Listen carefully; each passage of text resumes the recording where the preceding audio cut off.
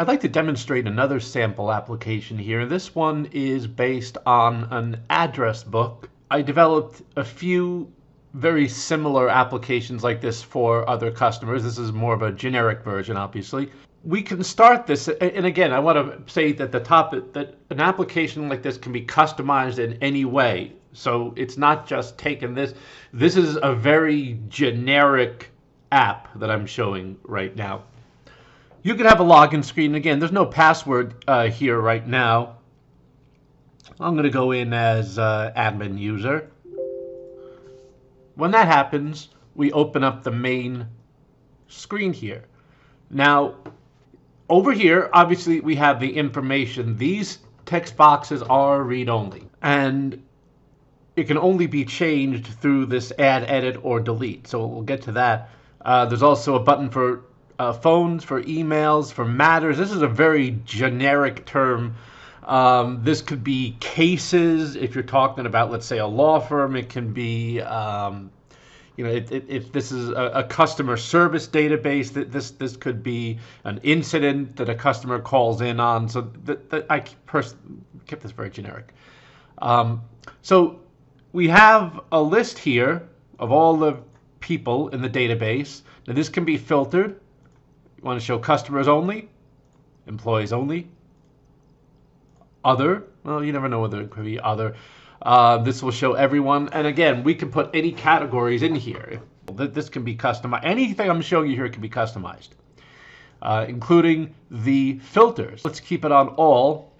I can filter this by state. And if I select Washington, notice the cities are only Washington cities. These are all the Washington cities in the database. So I can select, Spokane Valley, and now we see things get narrowed down further. And of course, we're only showing the last names that are associated with it. So once you start doing that, you can start narrowing these things down. So you can use these boxes here to kind of filter. I'm going to go ahead and clear this out. To search, you basically go in this list of names and start typing what you're going to search. And then up here, you're going to see your search string. Right now, I'm searching by name. So if I type, let's say I'm going to hit M-I-L-L-E, and you see it automatically, it goes down to select the first Miller. If I change this toggle button here to company, now I'm no longer searching by Miller. I better press escape to clear the search. And then I can, let's see, search for a company starting with Rallies. Okay. See, RAL. This is not editable. I just put this as a tool so you can see what you're currently searching. Well, when you double click, as you see, when you double click here, customers here, when you double click, this information does get filled in. And you see the customer ID, the name, etc. Patrick Alexander. Okay, so I want to take a look at his phone numbers. Again, one customer or person can have several phone numbers.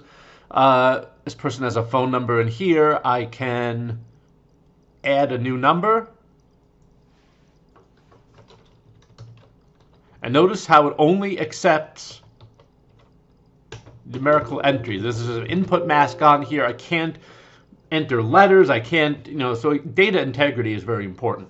And now I can edit by double clicking. Let's say change his number. It's now 2992. And you can see that's been updated. Okay, I can't update the company here because that's on the address screen. When I go to return to search, he's still selected here. I can take a look at his emails. He doesn't have any emails. Let's add one. And you can see the email address has been entered. I can make this a primary and save it. Now, what's next? Oh, comments. So let's just pick another.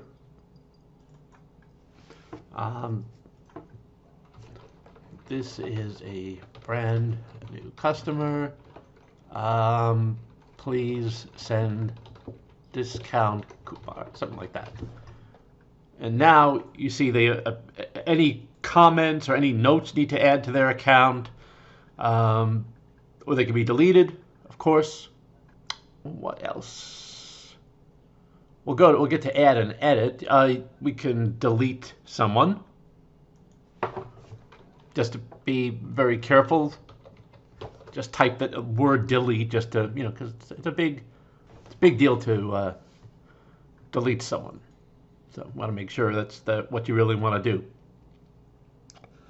Okay, last thing else. Oh, matters. Okay, so let's make sure we're selecting the customer here, because if I select an employee, yeah, not a customer, right? So make sure they're a customer. Matters, again, there's no matters yet for this client, so for this client or customer, so I'll just password change.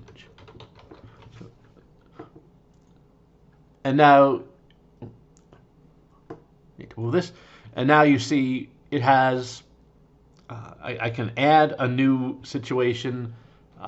Let's say, again, a matters is a very, very general thing. It could be a case number, wants to upgrade account.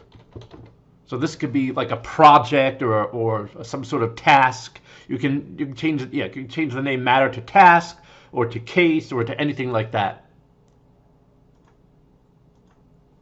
The last thing I'll show here, I don't want to make this too long, is the add edit. So if you want to add someone, let's go to Taylor King. Doesn't have an address, but we'll put in an address for him.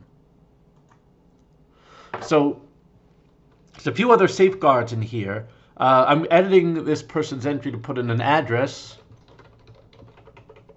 You don't need all these fields, but you do need some of them.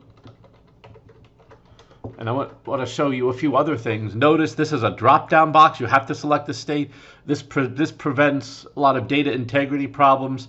Now, if your city isn't in this box, you could edit a new one. But at least it provides a partial protection. Make sure you don't spell, Spokane 5 different ways, or Coeur d'Alene. You can start. There we go. I don't have to worry about that. I'll just change it to keep it Seattle, and then I'll save. Or I can add a new person. So let's just add a brand new person, and he's a new partner of ours. Oops, Idaho. See, that can still happen. Oh, the other thing I forgot to show is the zip code. The zip code, again, I can't enter letters. It's going to beep at me. And this really prevents all sorts of data entry errors when you can put masks in these to make sure that the entries are being added correctly. We don't have to pick a country, but I'll do that here. Type is where, what is this person? I'm going to say they're a customer. I'm not going to make them administrator, although that wouldn't work for a customer anyway. Let's enter a phone number. I couldn't do this when we were editing. If you're going to edit a customer and add a phone number, you want to do that through the phone number screen. But this is just convenient. If you're adding someone, you don't have to go through all those screens. Boise, I don't know. Again, I don't know what their area code is. And then save that. And then when we go back to our main screen, if I search for SMITH, there he is. He's now in our database. I just want to emphasize again, this type of thing can be customized 1,000 different ways. There may be other information you need to put in here. The matters might be case numbers instead for you. But again, so this is intended, what I'm showing you here is intended to be very, very generic. This type of thing can be changed in any way, from the different buttons, the arrangement, the colors on the forms, the type of data you have in there, how you search for it, how it's sorted. I mean, the possibilities are endless. And when you do things like take care of how your data is being entered, it can save you a lot of headaches later on.